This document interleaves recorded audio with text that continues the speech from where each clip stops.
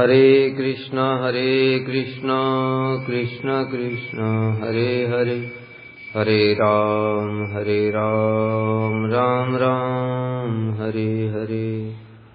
श्री बृहद भागवतामृतम द्वितीय खंड 7वां अध्याय। हम लोगों ने अब तक सुना, श्री स्वरूप जी ने माथुर ब्राह्मण को गोलोक की सारी महिमा बताई। गोलोक और यहाँ जो भौम ब्रज है उसमें अभिन्नता भी बताई, सारे परिकरों की महिमा बताई। उसके पश्चात में इस अध्याय में अब वो ये बताएंगे कि देखो, तुमने जो प्रश्न किया था, अभी तो प्रश्न किसी को याद ही नहीं होगा, प्रश्न में तो कितने साल बीत गए। प्रश्न क्या पूछा था माथुर ब्राह्मण ने? प्रश्न पूछा था कि मैं वहां गया था, काशी गया था, प्रयाग गया था, उसके पहले भी वहां गए थे।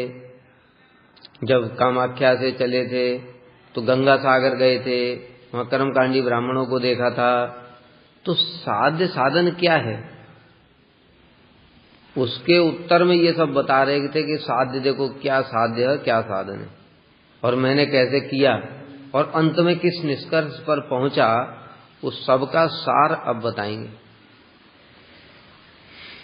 श्री स्वरूप उवाच, श्री स्वरूप जी ने कहा, एवं यत् परमं साध्यं परमं साधनं च यत् तद विचार्य अधुना ब्रह्मन् स्वयं निश्चीयतां त्वया। हे ब्राह्मण, अब तुम स्वयं निश्चय करो। क्या निश्चय करो? परमं साध्यम परम साधनम च। परम साधन क्या है और परम साध्य क्या है? क्योंकि मैंने तुम्हें सारी चीजें बता दी जितनी हो सकती थी।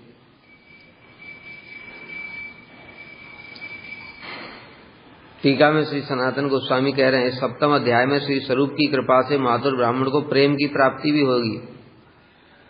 साध्य साधन तो बता ही दिया, और गुरु की कृपा से कैसे सिद्धि होती है वो सब भी इस अध्याय में बताया जाएगा। और उस प्रेम के आवेश से ब्राह्मण को श्री स्वरूप के समान ही कृष्ण की कृपा प्राप्ति आदि का वर्णन। अब गुरु जी की कृपा हो जाएगी, फिर माथुर ब्राह्मण भी स्वरूप के समान ही हो जाएंगे और उनको भी कृष्ण की कृपा प्राप्ति हो जाएगी। इस प्रकार श्री नंद नंदन के परिकरों सहित गोलोक के महात्म्य को स्थापित करके स्वरूप ने कहा, हे ब्राह्मण, आपने मुझे पहले प्रश्न किया था। कब प्रश्न किया था? पहले ही अध्याय में, द्वितीय खंड, मतलब जो पहली किताब थी, ये दूसरी किताब चल रही है। द्वितीय खंड के पहले अध्याय में 98 नंबर श्लोक में प्रश्न पूछा था। मैं गंगा के तट पर और काशी आदि बहुत स्थानों पर साध्य और साधनों के विषय में श्रवण करके भी यह निश्चय नहीं कर पाया कि मेरा साध्य क्या है और साधन क्या है। यह प्रश्न श्री सनातन गोस्वामी ने भी पूछा था महाप्रभु से। महाप्रभु ने कृपा करके उनको बताया था और फिर कहा था कि ये सब बातें तुम जगत के लिए प्रकाशित करना। तो उसके लिए ही फिर श्री सनातन गोस्वामी ने बृहद भागवतामृत ग्रंथ को ऐसा अद्भुत रूप में प्रकाशित किया है जो हमारी कल्पना से भी अतीत की बात है। क्या चमत्कार ग्रंथ है। तो पहले स्वरूप जी ने वो अनुभव जो किया था, फिर वो माथुर ब्राह्मण अभी साधन अवस्था में उसी स्टेज में चल रहा है, वो भी इधर उधर घूम रहा है। जैसे स्वरूप जी पहले गोप कुमार के रूप में घूमते थे, पहले ये भी गंगा सागर गया था। गंगा सागर में कर्मकांडी ब्राह्मणों को देख करके बड़ा उसको अच्छा लगा, वो कर्मकांडी ब्राह्मण ही हो गया था, लेकिन देवी का मंत्र जप कर रहा था इसलिए बच गया वहां से। फिर वहां से निकल करके आ गया, इधर काशी आया। वहां पर एक बार सन्यासी, मायावादी सन्यासी होना चाहता था, त्रिदंड धारण करने के लिए भी तैयार हो गया था, तो शिवजी ने बचाया। फिर वहां पे, फिर वहां से प्रयाग आया, वहां पर देखा बड़ी विचित्र चीजें देखी। कोई नाच रहा है, कोई लौट रहा है भूमि पर, कोई गा रहा है, अरे गाने वालों, अरे भूमि पर लौटने वालों, उसको ये भी नहीं पता ये प्रणाम कर रहे हैं, वो सोच रहा है भूमि पर लौट रहे हैं ये। तो इस प्रकार से वो सोच रहा था कि ये सब क्या क्या हो रहा है, अलग अलग लोग अलग अलग काम क्यों कर रहे हैं, तुम रो क्यों रहे हो ऐसे। जो प्रेम में अश्रु प्रवाहित हो रहे थे किसी के नेत्रों से, तो कह रहा तुम क्यों रो रहे हो, उसको पता नहीं है प्रेम के अश्रु है। इस प्रकार से तब फिर वो आदेश को पालन करते हुए तब यहाँ पर ब्रज में आया, और जब ब्रज में आया तब यहाँ पर गोप कुमार मिले स्वरूप जी। तब उन्होंने अपना, जब इसने प्रश्न पूछा कि साध्य साधन क्या है, तब स्वरूप जी ने पूरा इतिहास सुनाया विशाल। अब कह रहे हैं आपके इस प्रश्न के उत्तर में मैंने अपना वृत्तांत सुनाया, अब आप मेरे द्वारा उक्त सपरिकर श्री गोलोक के महात्म्य को श्रवण करने के उपरांत स्वयं ही परम साध्य और परम साधन का विचार करके निर्णय कीजिए। अभी वास्तव में निर्णय तो स्वरूप जी ने कर ही दिया था, क्या बचाए कुछ। उन्होंने तो कितनी बार बोला कि वहां पर जो दुख है विरह का, वो भी अन्य जगह पर जो सुख है उसके सिर पर नृत्य करता है, तो ये तो बोल ही दिया। अब फिर क्यों ये कह रहे हैं कि आप स्वयं निर्णय कीजिए। शिष्य की परीक्षा लेते हैं गुरु, इसको क्या समझ में आया, इसका अधिकार कितना है, इसलिए वो पता चल जाता है। जब हम भी लोगों को कथा सुनाते, बहुत सारी बातें बताते हैं और उसके बाद में कुछ प्रश्न पूछ लेते हैं, फिर वो जो बोलते हैं उससे पता चल जाता है कि ये कहाँ पर पहुंचे।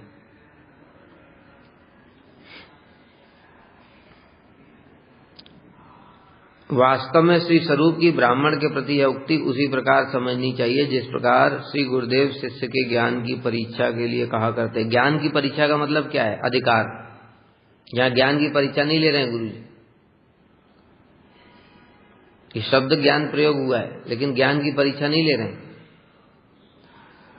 अधिकार की परीक्षा लेते हैं गुरु जी। जैसे अभी हमने बताया कि किसी को हम ये बृहद भागवतामृत की कथा सुनाते हैं और फिर उससे पूछते हैं, वो प्रश्न वही करता है, गृहस्थ व्यक्ति को कैसे आचरण करना चाहिए, ये वर्णाश्रम धर्म ठीक है कि नहीं है, तो समझ जाते हैं कि इसको कुछ भी समझ नहीं आया।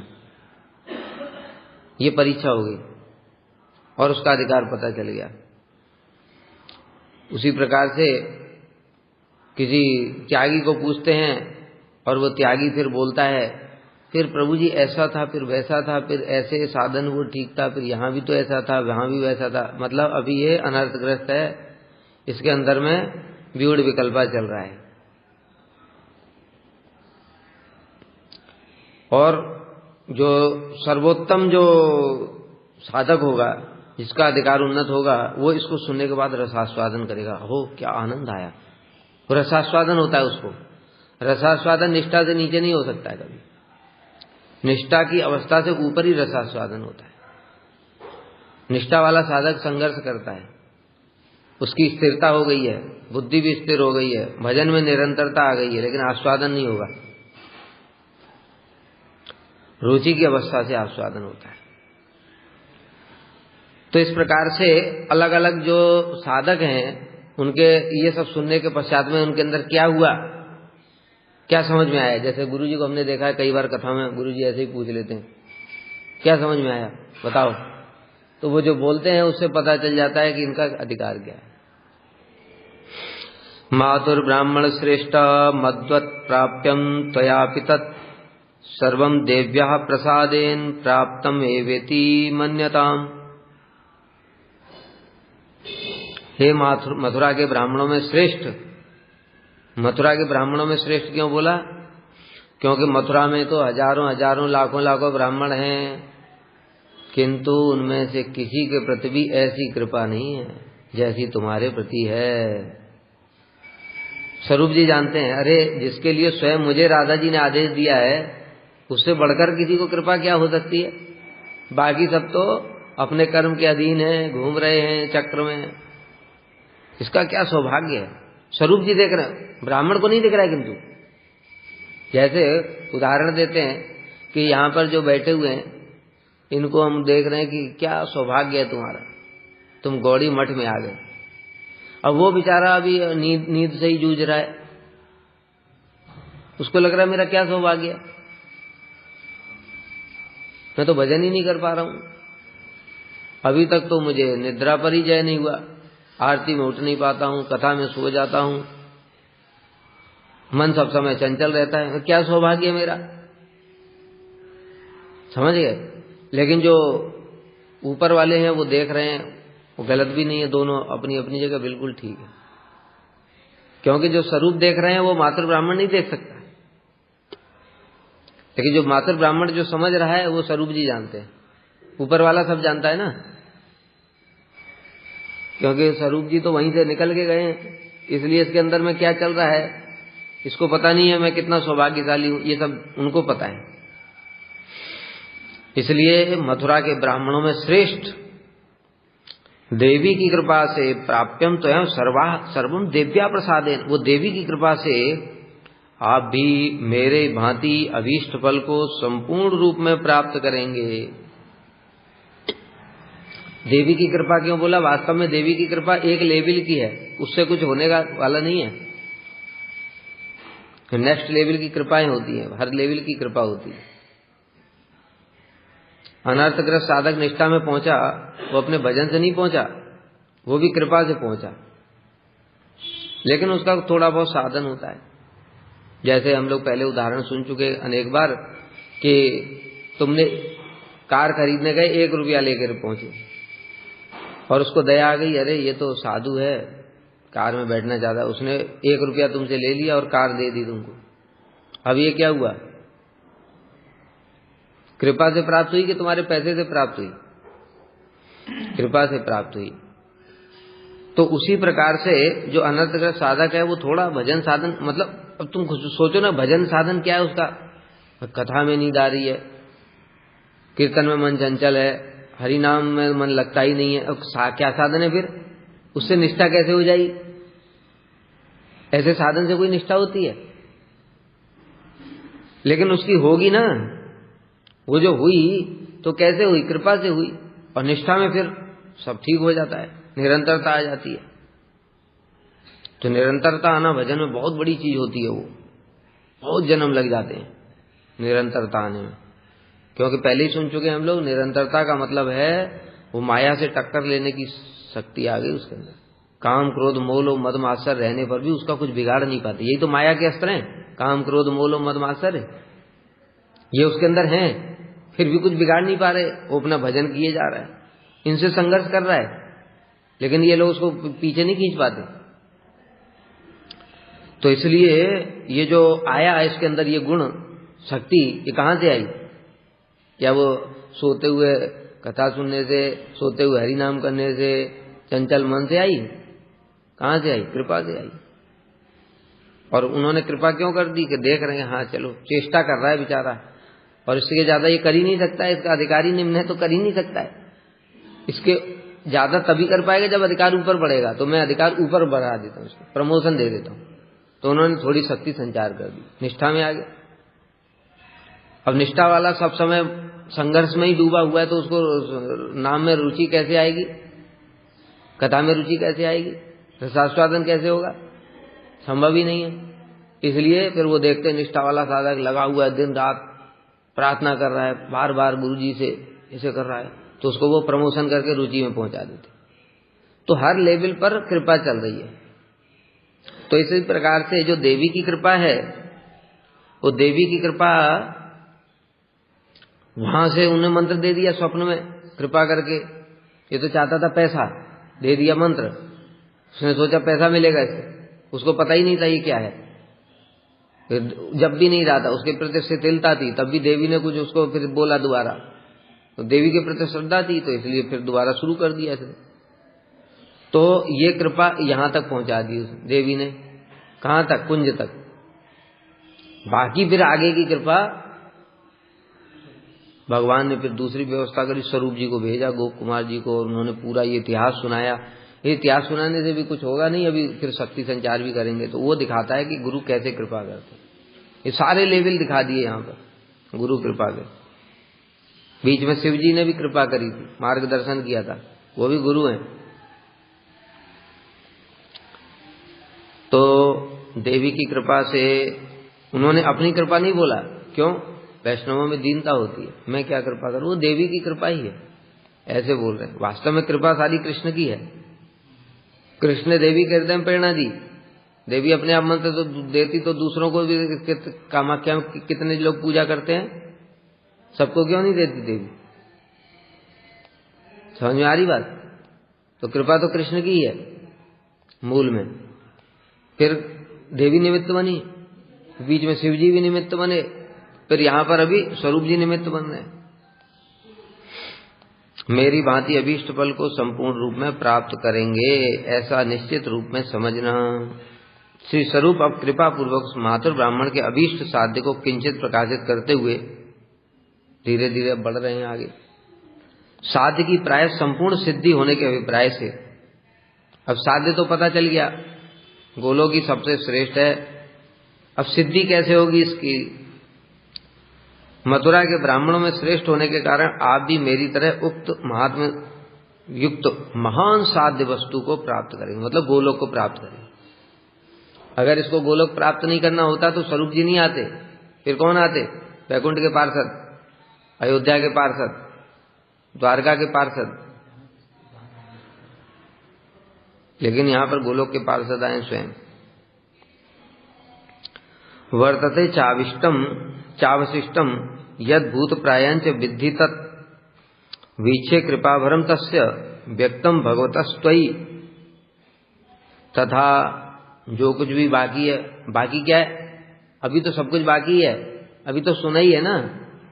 जैसे हमने सुन लिया माधुर्य कादम्बनी, श्रद्धा, साधु संग, भजन क्रिया, अनर्थ निवृत्ति, निष्ठा, रुचि, आसक्ति, भाव, प्रेम, सुन लिया, लेकिन है तो अनर्थ में ही। अब आगे कैसे बढ़े?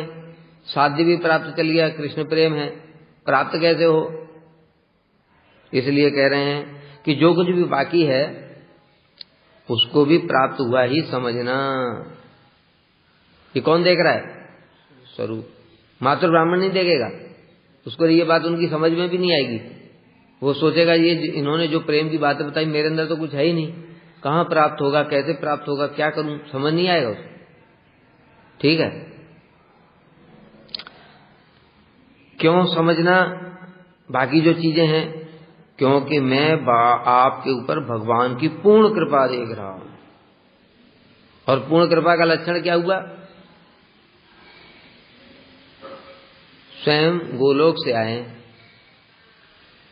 उनको समझाने के लिए स्वयं गोलोक से भगवान ने इनको भेजा है। ये पूर्ण कृपा है। नहीं तो अभी क्या होता? पूर्ण कृपा नहीं होती तो गोप कुमार का उदाहरण होता था। प्रयाग में थे, वहां पर थे गंगा किनारे, वहां शालिग्राम, वहां से ब्राह्मण ने उसको दक्षिण भारत भेजा, कृपा तो हुई ना। कृपा करके फिर विग्रह के दर्शन हुए, विग्रह के दर्शन करने के पश्चात पुरी आ गए, वहां भी कृपा हुई, भगवान ने उनको राजा बना दिया, कृपा हुई नहीं? फिर वहां से स्वर्ग गए, सीधे भगवान के उपेंद्र के दर्शन कर रहे हैं, कृपा नहीं है? भगवान के साथ बैठ बातें कर सकते हैं, भगवान के साथ दर्शन कर सकते हैं, उनकी सेवा कर सकते हैं, ये कृपा नहीं है? ये पूर्ण कृपा नहीं है? तो इस प्रकार से ये बीच वाले लेवल की कृपा चल रही है। ठीक है, और अंत में पूर्ण कृपा कहां जाकर के हुई? उद्धव और नारद। जब उद्धव जी और नारद जी जब उन्होंने गोलोक प्राप्ति का उपाय बताया, तब पूर्ण कृपा हुई, तब जाके उनको प्राप्त हुआ। तो यहां पर किंतु क्यों? क्योंकि उससे पहले उनको फिर क्या हुआ? महरलोक से प्रजापति आए, उन्होंने कुछ महिमा बताई, तो वो महरलोक चले गए। फिर चतुर्सेन आए, तो कृपा हर लेवल के साधु लोग अपनी अपने लेवल की कृपा कर रहे थे, समझ गए? तो कृपा तो हो ही रही थी, लेकिन पूर्ण कृपा नहीं हो रही थी। क्यों? गोलोक से कोई नहीं आया था। बात समझ आ रही है? पूर्ण कृपा कब हो जाती? सीधे गोलोक से ही कोई आ जाता और उनको बता देता कि भाई तू यहां क्यों घूम रहा है, हर लेवल पे एक के बाद एक लेवल वाली कृपा हो रही है। तो इसलिए वो फिर मुक्ति लोक में चले गए। मुक्ति लोक में शिव जी ने कृपा करी, तब तो वहां से निकले, फिर वहां वैकुंठ में पहुंचे। इस प्रकार से इनके ऊपर पूर्ण कृपा नहीं हो रही थी, इसलिए हर चीज को ये जानते हैं कि एक कृपा क्या है, कैसे कैसे लेवल होते हैं। और इनके ऊपर, मातुर ब्राह्मण के ऊपर उल्टा ये पूर्ण कृपा देख रहे हैं। क्यों? क्योंकि अगर भगवान पूर्ण कृपा नहीं करते तो तुम भी ऐसे ही भटकते रहते अभी, यहां से कहां जाते, फिर कहां जाते अभी। लेकिन सीधे भगवान ने मुझे भेज दिया, इसका मतलब क्या है? अब तुम्हें ये बीच वाले रास्ते देखने नहीं पड़ेंगे। ये पूर्ण कृपा है, मैं देख रहा हूं और स्वरूप जी तो देख रहे हैं, जो गलत नहीं हो सकता, क्योंकि वो तो भगवान के समान ही है, परिकर हैं वो। यदि ब्राह्मण कहें कि उस महान साध्य वस्तु को प्राप्त करने का किंचित मात्र भी मुझ में लक्षण, अब वो ब्राह्मण को तो कुछ दिख नहीं रहा है। जैसे बताया कि हम ऐसे बैठे हुए हैं, गुरुजी की कृपा हो गई हमारे ऊपर, गुरुजी ने मंत्र दे दिया, कृपा हो गई हमारे, कुछ परिवर्तन तो आया नहीं, आते हैं वही सब काम करो तुम बोलो भरा हुआ, कैसे कृपा हुई कुछ समझ नहीं आ रहा है। और जब मंत्र जब करते करते करते करते धीरे धीरे धीरे धीरे संसार से वैराग्य होना शुरू हुआ। जैसे मातुर ब्राह्मण को हुआ था, चाहता था पैसा, संसार से वैरागी हो गया। तो जिस समय मंत्र दिया उस समय कृपा नहीं दिखी, कब जाके दिखी? जब वो फलीभूत हुई, साधन भजन थोड़ा किया। ऐसे ही है।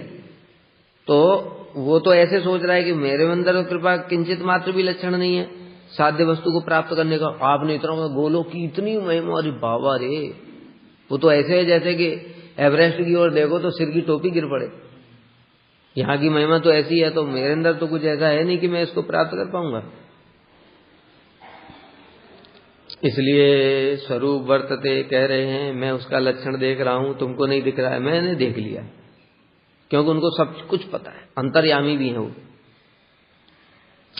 आप पर गोलोकनाथ की संपूर्ण कृपा है।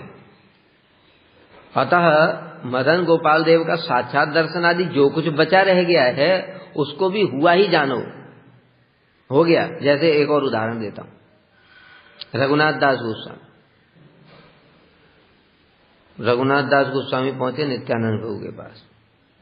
नित्यानंद प्रभु ने उनको पहले तो दंड के माध्यम से शिक्षा दी, उसके बाद में क्या बोला, महाप्रभु स्वयं तुम्हारे इस महोत्सव में उपस्थित होकर के ग्रहण किया तुम्हारा दही चिड़वा, तुम्हारे ऊपर पूर्ण कृपा हो गई है, तुम्हारा संसार बंधन नष्ट हो गया है, अब वो शीघ्र ही तुम महाप्रभु के चरणों को प्राप्त कर लोगे, तुम्हें स्वरूप के हाथों में सौंप देंगे। सब बोल दिया, लेकिन हुआ कुछ नहीं है। अभी रघुनाथ दास गोस्वामी को समझ में आएगा क्या? वैसे लीला के लिए बता रहे हैं, रघुनाथ दास गोस्वामी तो पार्षद हैं, नित्यानंद प्रभु भगवान हैं, लेकिन ऐसे एक साधारण व्यक्ति की दृष्टि से सोचो। अब वो सोचेगा कहाँ कृपा हुई, कहाँ महाप्रभु प्राप्त हुए, कुछ समझ नहीं आया है। फिर आ गए घर में ही रहने लगे आकर के बाहर मंडप में। लेकिन वो दिख रहा है उनको, महाप्रभु के चरण मुझे मिल गए हैं, मुझे स्वरूप के हाथों में सौंप दिया है। नित्यानंद प्रभु के वचनों में विश्वास है निश्चित रूप से, क्योंकि वो ऐसे सामान्य कोई बद्ध जीव नहीं है, परिकर हैं। परिकरों को तो बोलने से ही विश्वास हो जाता है, लेकिन साधारण एक बद्ध जीव के दृष्टिकोण से सोचो, अगर गुरुजी ऐसे बोल दें, हमको विश्वास भी हो जाए तो दिखेगा कैसे? फिर दिखा कब? अभी तो वो यही सोच रहे हैं कि प्रभु नित्यानंद प्रभु ने तो बोल दिया, उनकी बात तो सत्य है, लेकिन मैं अभी तो छूट ही नहीं रहा है घर। सोचेंगे कि नहीं सोचेंगे? ये विश्वास है उनको छूट जाएगा, लेकिन अभी तो कुछ दिख नहीं रहा है ना, छूट गया। अभी तो क्या दिख रहा है? मैं फंसा हुआ हूं। फिर वो यदुनंदन आचार्य की वो घटना हुई, और उस घटना के माध्यम से फिर वो छोड़ के चले आए, और फिर जब महाप्रभु के चरणों में गिर पड़े और फिर महाप्रभु ने स्वरूप को सौंप दिया, तब उनको दिखा जो नित्यानंद प्रभु ने बोला था, एज इट इज वैसा ही हुआ। लेकिन जब घर में आ गए थे तब उनको दिख रहा था? कुछ नहीं दिख रहा था, ऐसे ही समझो। लेकिन नित्यानंद प्रभु को दिख रहा है, उनको दिख रहा है, दिख रहा है इसलिए उन्होंने सब कुछ बोल दिया था। लेकिन रघुनाथ दास गोस्वामी को नहीं दिख रहा है। उन्होंने तो पहले ही बोला था, कहते मुझे पता कैसे चलेगा, भवबंधन कटने का समय आ गया। वो तो भवबंधन में ही परेशान थे ना। तो उन्होंने कहा चिंता मत करो, तुमको समय आने पर सब कुछ अपने आप पता चल जाएगा। तो अपने आप हृदय में प्रेरणा हुई, लेकर तो भगवान ही आ रहे हैं। पश्य यच्चात्मानस्तस्य तदीयानामपि ध्रुवम् वृत्तं परम गोप्यम तत् सर्वं ते कथितं मया। देखो, यद्यपि अब बता रहे हैं कि मतलब मातृ ब्राह्मण पूछे कि आपकी बात तो ठीक है, लेकिन मुझे ऐसा कुछ लग नहीं रहा है कि मेरे ऊपर ऐसे महान साध्य को मैं प्राप्त करने की कृपा प्राप्त हो रही है मुझे, और मुझे अपना कुछ अंदर प्रतीत ऐसा नहीं हो रहा है।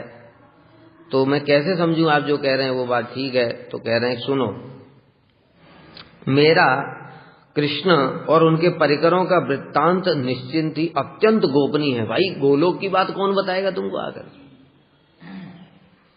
तथापि वह सब भी मैंने तुमसे कह दिया। ऐसी ऐसी बातें जो तुमको बताई हैं वो बिना कृपा के तो संभव ही नहीं है। कृष्ण की तुम्हारे ऊपर कृपा इसलिए तो तुम सुन पा रहे हो। जैसे अभी हम लोग बता दें कि अगर कृष्ण की कृपा नहीं होती तो माया के संसार में ही फंसे रहते। इस समय कैसा कली का तांडव चल रहा है बाहर। थोड़ी देर के लिए ही हम ट्रेन से कहीं एक जगह से दूसरे जगह जाते हैं तो वहां उतनी देर में ही जलने लगते हैं हम तो। और वो ऐसी ज्वाला से भगवान ने निकाल करके यहाँ मठ जैसे इतने शांत स्थान पर, जहाँ सुबेरे उठते ही ठाकुर का दर्शन, फिर कीर्तन, हरि नाम, कथा, प्रसाद, वैष्णव दर्शन, धाम परिक्रमा, भाई और क्या चाहिए? तो वो हो रहा है, तो ये कृपा का ही लक्षण तो है। अब जिसको जितना भक्ति में जो उन्नत होगा उसको कृपा उतनी दिखती है ज्यादा। लेकिन प्रेम का स्वभाव है, भक्ति का भी स्वभाव है कि वो अपने आप को दीन ही नहीं मानता है। जब ये एनालिसिस की जाती है तब पता चलता है हाँ कृपा है, ठीक है, निरपेक्ष रूप से। नहीं तो जिसके अंदर कृपा होती है वो अपने आप को यही मानता है कि मेरे ऊपर तो कोई कृपा नहीं है। ये कृपा होती तो भगवान का अब तक दर्शन नहीं हो जाता, ऐसे सोचेगा वो। अब कृपा के लक्षणों का वर्णन कर रहे हैं। भगवान की संपूर्ण कृपा का क्या लक्षण है जिसके कारण मैंने तुम्हें बताया कि तुम्हारा सब कुछ हो गया है। निज भाव विशेषश्च भगवत चरणाश्रयः न प्रकाशयितुं योग्यो ह्रिया स्वमनस्यपि यः जाते दशा विशेषे च वृत्तं स्वपर विस्मृते विशेष ज्ञान राहित्यात् अनुभूतं यदात्मना तत्तत्सर्वमिदं तेन कृष्णेन आविश्य मे हृदि निस्सारितम् इवायातं बलाद् वक्त्रे त्वदग्रतः। बहुत बढ़िया बढ़िया बातें बताई। देखो कृपा का क्या लक्षण है। पहली बात एक एक करके बता रहे, 1 पॉइंट, 2 पॉइंट, 30 पॉइंट। पहला पॉइंट ये, निज भाव विशेषश्च भगवत चरणाश्रय। भगवान के चरणों में जो अपना निज भाव है, अपना जो प्रेम है, जिस प्रकार की प्रीति होती है, वो तो कहीं पर प्रकाशित करना उचित ही नहीं है। भक्त लोग नहीं करते ये सब, और जो दूसरे टाइप के हैं वो कर देते हैं। भक्त लोग संवरण कर लेते हैं अपने, जो विशेष रूप से जो स्वरूप जी बता रहे हैं कि मैं वहां पहुंचा और कृष्ण मुझे बंसी दी और वहां पर गोपियां कैसे स्नान करा रही थी, ये कैसे बताएगा कोई? ये तो संभव ही नहीं है। तो जिस विशेष भाव को लज्जावस्था अपने मन में भी प्रकाशित करना उचित नहीं है, बाहर तो बात छोड़ो, मन में भी नहीं, उस भाव को तथा प्रेम की विशेष अवस्था में उस भाव को मैंने तुम्हारे सामने सब बता दिया। पहला पॉइंट। दूसरा पॉइंट, प्रेम की विशेष अवस्था में जब मैं मूर्छित हो गया, जब मूर्छित हो गया, अब जब मूर्छित हो गया तो जो अनुभूति हो रही है ना, अब वो बाहर जब मूर्छा टूटती तो स्मरण नहीं रहता है। आनंद तो होता है उसको, लेकिन जब उसकी मूर्छा भंग होती है तो वो उसको कुछ स्मरण नहीं रहता है कि किस प्रकार का आनंद हुआ था, क्या हुआ था। उस समय अपने आप की और अन्य सब कुछ की विस्मृति रूप विशेष ज्ञान के अभाव के कारण मैं जो कुछ अनुभव नहीं, विस्मृति हो गई, शरीर में क्या हो रहा है क्या नहीं हो रहा है कुछ पता ही नहीं है।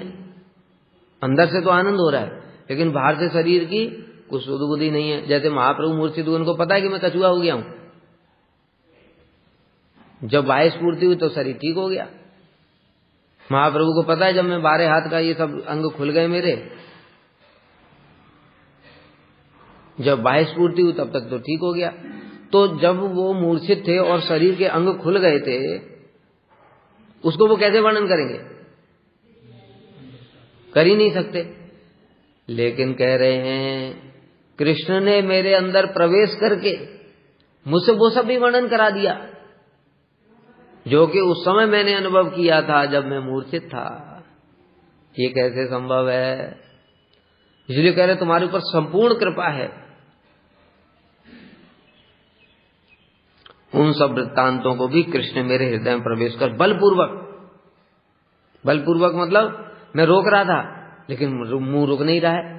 जैसे नारद जी कह रहे थे मेरी जीवा अत्यंत चंचल हो रही है, गोप कुमार के सामने जो नारद जी प्रकट कर रहे हैं वो बलपूर्वक ही है, ऐसे नहीं करते हैं। लेकिन कृष्ण ने उनको इतना जीवा में नृत्य करने लगे, नृत्य करने लगे तो नारद जी से रहा ही नहीं जा रहा है, सब बता डाला। ये बलपूर्वक ही है, नहीं तो साधक अपना भजन में डूबा रहता है। कृष्ण उससे करवाते हैं, ये जो प्रभुपाद जी से जो करवा रहे हैं बलपूर्वक ही करवा रहे हैं महाप्रभु, समझ गए? वो कर नहीं सकते, वो नयनमणि मंजरी हैं, उनको भजन में सेवा में इतना आवेश है कि वो वहां से यहां कुछ कर नहीं सकते, बलपूर्वक करवा रहे हैं। इतना सब प्रचार करना, वो कोई शास्त्रार्थ करेंगे बताओ? कर्मकांडी ब्राह्मणों से शास्त्रार्थ करेंगे? अरे जो राधा रानी के चरणों का रसपान कर रहा है, चरणों की सेवा रूपी रसपान कर रहा है, वो कर्मकांडी ब्राह्मण से बात ही कैसे करेगा बताओ? संभव ही नहीं है। वो महाप्रभु उनके अंदर बैठ करके बलपूर्वक करवा रहे हैं। सभी जो शुद्ध भक्त परिकर हैं जो, उनका ऐसा ही होता है, उनसे जो कुछ भी करवा, इसलिए तो कहते हैं न कर्म बंधनम जन वैष्णवानांच विद्यते, उनका कोई कर्म बंधन नहीं होता है, वो बलपूर्वक कर रहे हैं। कौन बलपूर्वक करा रहा है? कृष्ण करा रहे, नहीं तो उनके लिए संभव भी नहीं है ये, वो बलपूर्वक ही करा रहे हैं कृष्ण, क्योंकि वो जिस रस का आस्वादन कर रहे हैं उसको रस को छोड़ ही नहीं सकता कोई। उस रस को छोड़ करके यहाँ जड़ रस में ये शास्त्रार्थ करना, उनको हराना, इनको हराना, फिर तर्कबाजी, बाबाजी लोग आक्रमण कर रहे हैं, से झमेले में पड़ेगा वो। फिर राधा रानी के चरणों की सेवा का रसपान कर रहा है, वो इन सब झमेलों में पड़ेगा। कितना माता बच्ची फिर ब्रह्मचारी आकर रोज शिकायत कर रहे हैं, पर चर्चा पर निंदा सुननी पड़ रही है, वो बताओ ये सब सुनेगा? वो तो एक सेकंड के लिए जिनसे कृष्ण नजरों से ओझल हो जाते हैं तो उस विरह को सहन नहीं कर पाते, वो इतना सारा ये सब कचरा यहां देखेगा आकर के, लेकिन देखता है बलपूर्वक।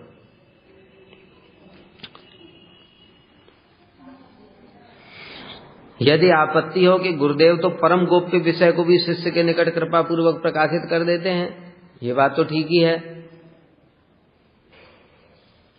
इसी की अपेक्षा में श्री स्वरूप कह रहे हैं कि भगवान के चरण कमलों के प्रति अपना विशेष भाव जो लज्जावस्था अपने मन में भी प्रकाशित करने योग्य नहीं। देखो गुरुजी प्रकाशित तो कर देते हैं गोपनीय वस्तु को शिष्य के सामने, परंतु अपने निज भाव को ऐसे प्रकाशित नहीं करते। शास्त्र की बातें हैं, अपनी थोड़ी जो अनुभूतियां हैं इस प्रकार की भजन साधन की, वो बता देते हैं सब, ये भी गोपनीय है, लेकिन ये सब बता देते हैं, लेकिन अपना विशेष भाव वो नहीं बताते। जो लज्जावस्था अपने मन में भी प्रकाशित करने के लिए योग्य नहीं है, वो भी मैंने बता दिया।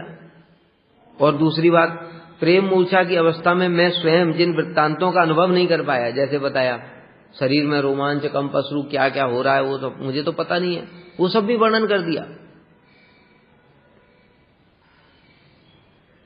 और वो भी कैसे, मान लो ये मातुर ब्राह्मण कहते कि गुरु अपने शिष्य के सामने गोपनीय वस्तु प्रकट, तो तुम शिष्य कौन से हो? तुम मेरे शिष्य तो पहली बार तो मिले हो, तुमने मेरी सेवा ही क्या की? तद विद्धि प्रणिपातेन पर प्रश्न सेवया, न तो तुमने मेरे प्रणाम तो किया था, सेवा तो कुछ की नहीं, और तुमने कुछ जैसे गुरु शिष्य का आत्मसमर्पण और वो सब चीजें होती हैं वो तो कुछ नहीं किया। तुम तो आके खाली प्रश्न पूछने लगे।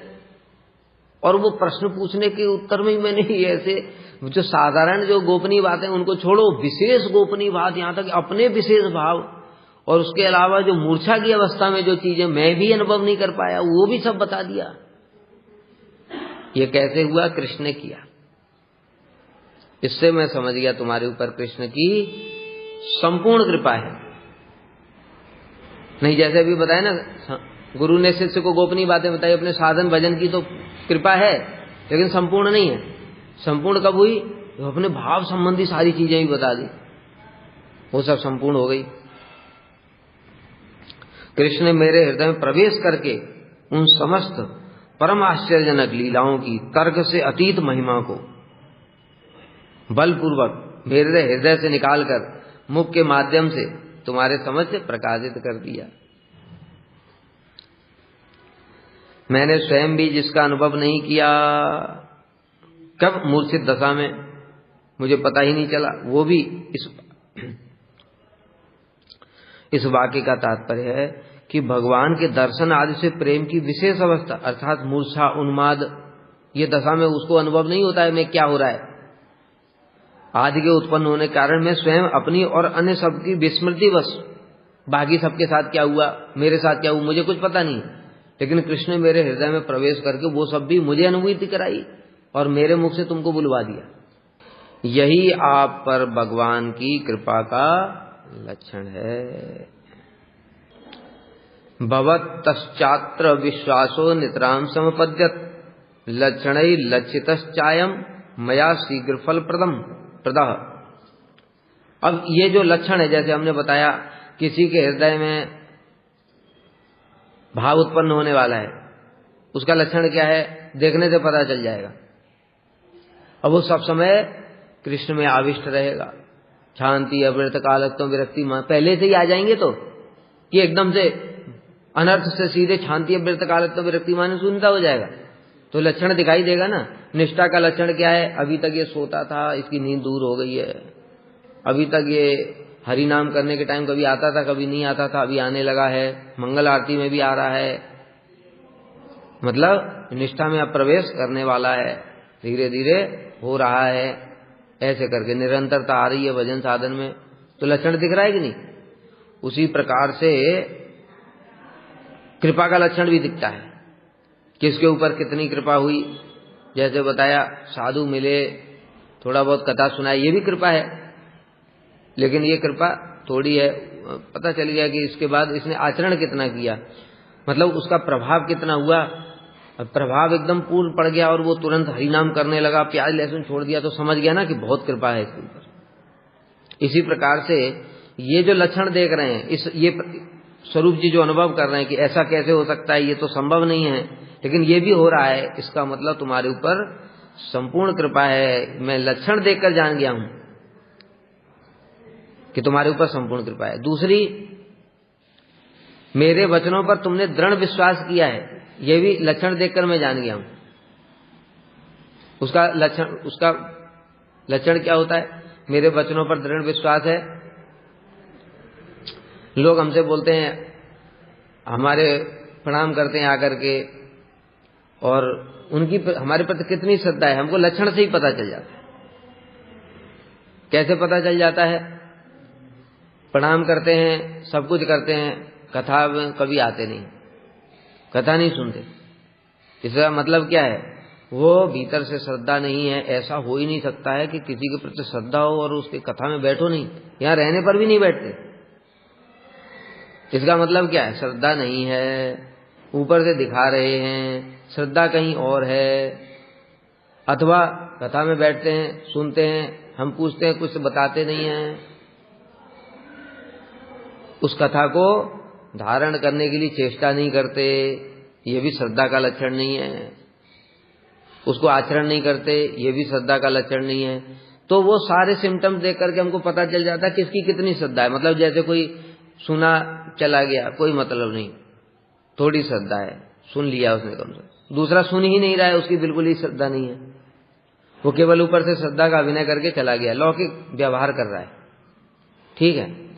दूसरा बैठ जाता है, ठीक है, जैसे तैसे करके बस हो गया, थोड़ी सी श्रद्धा है, चलो सीनियर है, थोड़ा बहुत भजन साधन तो कर ही रहा है, कम से कम हमें बैठना चाहिए, हमारा मंगल होगा, ऐसे सोच करके बैठ गए बुद्धिपूर्वक। ये श्रद्धा थोड़ी सी है। फिर गंभीरता पूर्वक सुनता है, ध्यान पूर्वक उसे सुन करके उसको धारण करने की चेष्टा करता है, नोट्स बनाता है, बार बार सुनता है, उसको समझने की कोशिश करता है, प्रश्न भी पूछता है, इसकी श्रद्धा थोड़ी ठीक ठाक है।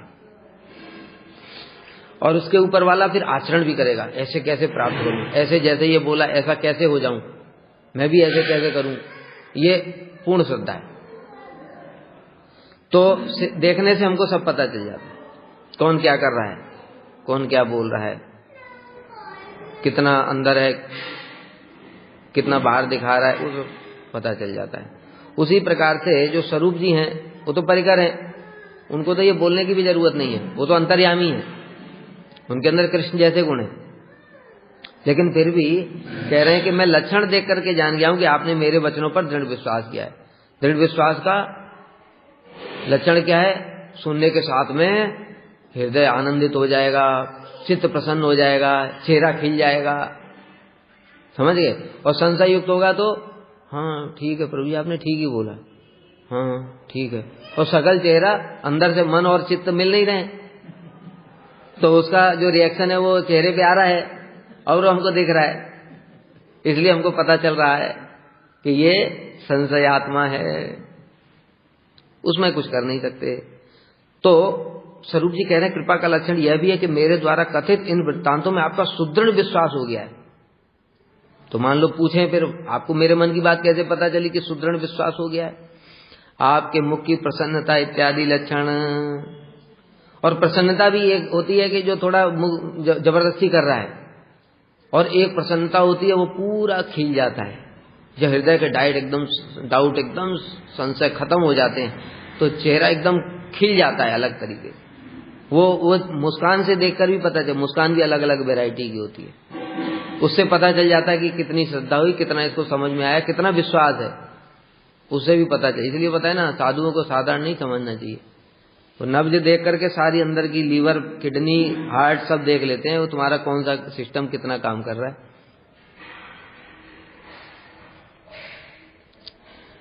बस बोलते नहीं है, क्यों? उसका अधिकार इतना है नहीं अभी। अगर उसको सत्य बोल दिया जाएगा तो वो जो थोड़ी श्रद्धा है वो भी खत्म कर देगा।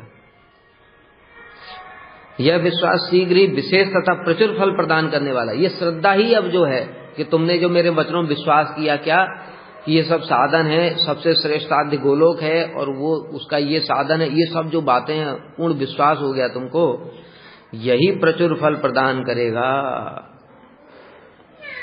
सब जगह अपने भजन साधन में ये फिक्स है, जो हर लेवल पे जैसी जैसी श्रद्धा होती जाएगी उसके अनुसार ही हमको फिर लाभ प्राप्त, फल उसका वैसे ही प्राप्त होगा। हमने देखा कई लोगों की श्रद्धा ऐसी मिक्स खिचड़ी वाली कई लोगों के प्रति है, डाउट बने हुए हैं, उनको वो फल नहीं प्राप्त होगा, वो समझते नहीं है। समझ गए? कल ही एक भक्त से बात हो रही थी, वो कहते, जैसे बहुत सारे लोग कहते हैं कि अरे मतलब हम गौड़ी हैं तो गौड़ी के पीछे ही रहेंगे और बाकी लोग क्या वैष्णव नहीं है, ये क्या है, ये श्रद्धा नहीं है, तो इसको फल भी वैसा ही मिक्स वाला प्राप्त होगा। अभी भजन में एक निष्ठता बहुत जरूरी है। एक निष्ठा मतलब पूर्ण श्रद्धा जब हो जाएगी, जैसे बताया ना कि गोपियों का संपूर्ण प्रेम कृष्ण के प्रति है, तो उनका आनंद भी संपूर्ण है, कृष्ण उनके द्वारा ही संपूर्ण रूप से बसीभूत है। और जहां जहां थोड़ा थोड़ा मिक्स है वहां पर कृष्ण भी उसी प्रकार से है, फल भी वैसे ही मिलता है। ऊपर से ही देख लो तो नीचे साधन में तो निश्चित रूप से ऐसा होगा। इसलिए वन पॉइंटेड, हमने खुद अनुभव किया है ना, ये सब जो वैष्णव लोग हैं अपनी अनुभूतियां बताते हैं पुराने, उन सबको हमने अनुभव किया। जो जो गुरु जी के प्रति एकदम वन पॉइंटेड है वो कहां पहुंच गए, और जो इस प्रकार से हाँ ये भी ठीक है वो भी ठीक है, ये वैष्णव भी तो ठीक बोल रहे हैं, वो वैष्णव, सब तो वैष्णव ठीक ही बोल रहे हैं, लेकिन हमको फल प्राप्ति के लिए श्रद्धा एक वन पॉइंटेड ही होनी चाहिए, तब वो फल प्राप्त होता है। तो इसलिए मैं ये समझ गया हूं, यह विश्वास शीघ्र ही विशेष तथा प्रचुर फल, ये विश्वास ही प्रदान करेगा। अगर ये नहीं होता तो नहीं होता। तथा ऐसे विश्वास की उत्पत्ति के कारण ही सत्कर्मों का फल भी शीघ्र प्राप्त हो जाता है। साफ बोल दिया। यहां तक कि कर्म मार्ग में भी ये नियम लागू होता है। जैसे कि देवी देवता की उपासना कोई कर रहा है तो देवी देवता के प्रति कितना उसको श्रद्धा है, विश्वास है, उसके आधार पर ही उसको फल मिलता है। अथवा यह विश्वास अर्थात श्रवण में श्रद्धा शीघ्र ही फल प्रदान करने वाला है, क्योंकि मैं इसका लक्षण पक्षियों के अनुकूल कलरव आदि से समझ गया हूं। पक्षियों के अनुकूल कलरव, जो पक्षी इत्यादि जैसे वो गोलोक में रहते हैं ना, वो सब अनुकूल चीजें देख लेते हैं, तो पक्षी लोग कलरव कर रहे हैं, क्योंकि वो तो ये कुंज को साक्षात राधा कृष्ण का कुंज देख रहे हैं ना। उनके लिए ये भौम वृंदावन नहीं है। अभी उन्होंने क्या बताया, मैं उसमें और इसमें कोई अंतर नहीं देखता हूं, और यहां जो घटनाएं हो रही हैं उससे मैं समझ गया हूं। इस प्रकार से कह रहे हैं। अब आगे पूरा स्पष्ट रूप से बोल देंगे कि क्या कृपा का और परफेक्ट ये यहां से प्रमाणित हो जाएगा कि हाँ ये संपूर्ण कृपा है। वांछा कल्पतरुभ्यश्च कृपा सिंधुभ्येव च पतितानां पावनेभ्यो वैष्णवेभ्यो नमो नमः।